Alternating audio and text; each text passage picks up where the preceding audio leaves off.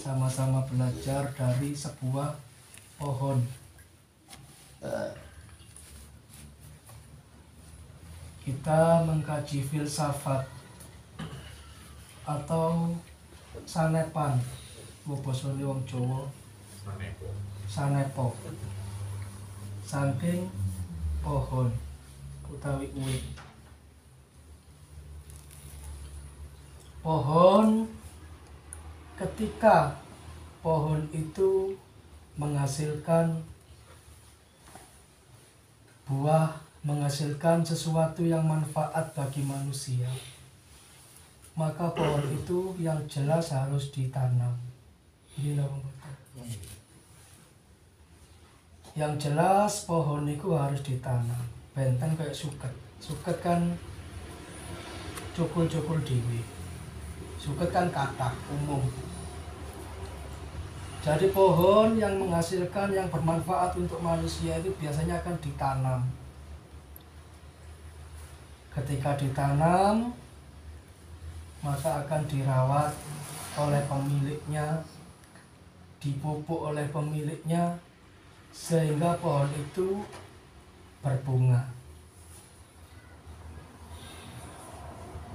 Ketika berbunga, terus dipupuk sama pemiliknya, hingga akhirnya berbuah. Dan pohon yang sudah berbuah pasti akan semakin tinggi ke atas.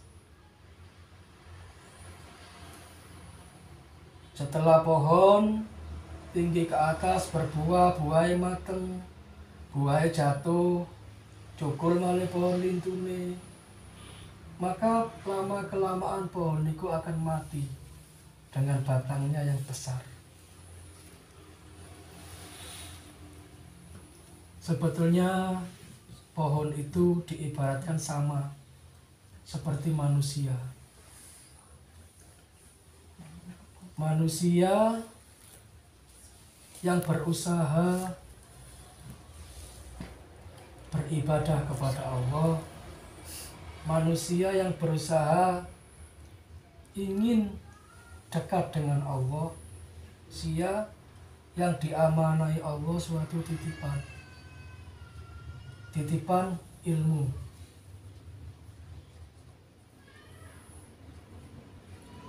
Dibandingkan orang berilmu dan orang awam, banyakan orang awam. Makanya Allah memilih hamba-hambanya yang beliau kehendaki dan boten kathah pilihan. Namine pilihan itu boten kathah. Ketika kita berjalan menuju Allah, kita berusaha mendekat kepada Allah, yang pertama kita ditanam. Seperti kita ditanam, yaitu kita mengaji, belajar bersama. Dan yang merawat itu siapa? Yang merawat adalah guru kita. Ketika kita awal ngaji, kita diarahkan seperti ini. Itu adalah bentuk dari menanam. Ketika sudah ditanamkan suatu pengetahuan, ditanamkan suatu keyakinan kepada Allah, maka tugas guru hanyalah merawat. Merawat itu kalau seorang guru mungkin hanya menasehati dan memotivasi. Itu tugasnya. Tapi untuk tumbuh lebih tinggi, lebih sehat, lebih besar, supaya cepat berbuah, itu tergantung orang yang dibimbing. Jadi semakin panjenengan istiqomah menjalankan apa yang diperintahkan oleh guru kita, maka akan semakin cepat pula kita memahami akan ilmu-ilmu yang diberikan oleh sang guru. Jadi ketika ilmu itu bertambah dengan keistiqomahan panjenengan, maka ilmu itu akan berbunga. Bentuk dari bunganya ilmu, panjenengan cepat memahami dan bisa mengambil hikmah di setiap tempat dan di setiap keadaan. Jadi panjenengan ada orang curhatkan jenengan moro-moro paham karepe ngeten, padahal jenengan mboten semerap nopo sing ndek masalahe nopo, tapi moro-moro oh karepe ngene, solusine ngene. Ini adalah bunganya, kembangnya. Nah, kembang itu akan memberikan wangi.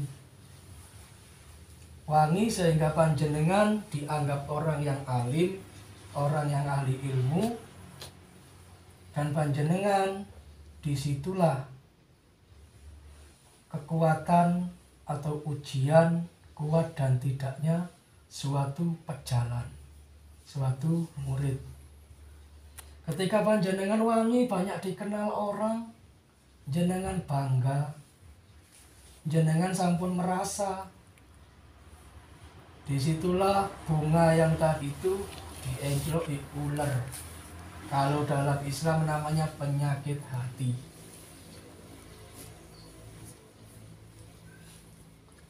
Jadi semakin kita bisa menghilangkan ulat atau basa gampangnya penyakit hati dalam tubuh kita, insya Allah kita akan tetap aman di sana. Kemudian saat bunga niku mekar, maka akan berbuah. Dan buah dari ketaatan, buah dari suatu pembelajaran ilmu mendekat kepada Allah, yaitu akan dinampakkan segala sesuatu yang menurut orang tidak mungkin. Niku buahe saking amal ibadah panjenengan. Tapi berbuah niki tergantung dari satu oyote panjenengan. Oyote niku napa? Niat. Ketika niat panjenengan krana Allah, tetap istiqomah krana Allah, mongko di situ buah panjenengan tetap manis, tetap manfaat.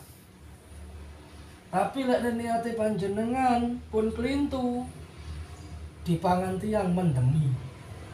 Sami ketika jenengan mangke salah satu jamaah, insya Allah ada 3 jamaah kelak yang akan membimbing jamaah bahkan lebih besar daripada di sini. Ketika panjenengan sudah niate keliru, mboten niat ibadah, niat namung kepingin minteraken murid, niku no amalan san paringaken tiyange mendemi damel si murid niku. Ibaratnya mboten ndadosaken manfaat, malah ndadosaken mudarat. Dados niat niku penting. Terus setelah buah saged dinikmati dalam artian pengetahuan di panjenengan, jenengan salurkan ke orang banyak, maka disitulah angin niki semakin tinggi. Karena saat berbuah pohon akan semakin tinggi, dan ketika angin sudah tinggi, buah ini rawan jatuh. Jadi titipan-titipannya Allah ini rawan dipundhut malih. Krana apa? Krana mboten saged njagi niate. Kula paringi contoh kedhik. Jenengan dijaluk tolong ngobati orang, ujuk-ujuk waras, Gusti Allah ngridhai waras. Moro kok dilalan jenengan ngomong ngene, wah lek kan aku yo gak waras. Niku dipendhet kali Allah perlahan. Sing nomor kalih niaten jenengan krono amplop.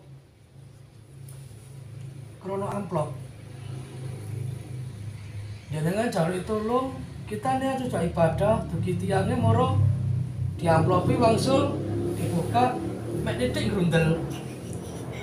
Nah niku wong dadosaken titipan Allah niku mangke dipendhet. Lek saged ya napa, lek saged selama panjenengan ada, dalam artian panjenengan boten kekurangan, jenengan tak saged maem. Masalah amplop tugi tiyang lek saged sampun diterima. Kok saged ngoten? Allah janji ten Al-Qur'an. Barang siapa membahagiakan sesamanya, maka Allah akan memberikan kebahagiaan yang lebih besar di surganya kelak. Jenengan marani tiyang, jenengan ngobati tiyang ikhlas lillahi ta'ala, tiyange seneng. Maka niku jenengan dungane ten panjenengan sae. Ujug-ujug jenengan ngobati tiyang, tiyange mboten gadah, tiyange golek utangan nang tanggane gawe ngamplopi sampean. Jenengan seneng, tiyange sik lara. Ibaratnya tiang sakit niku orang yang sudah kesakitan, sakit gak aja repoti malih ngoten. Niku modale. Nah, ketika tanaman niki sudah tinggi, maka ketika mati masih bisa dimanfaatkan oleh orang lain. Contohnya ya nopo, ketika kayu jati gede pun rubuh, lek nipun rubuh kan tambah galih tengah, galih tambah kuat, ditambah perabot tambah sae.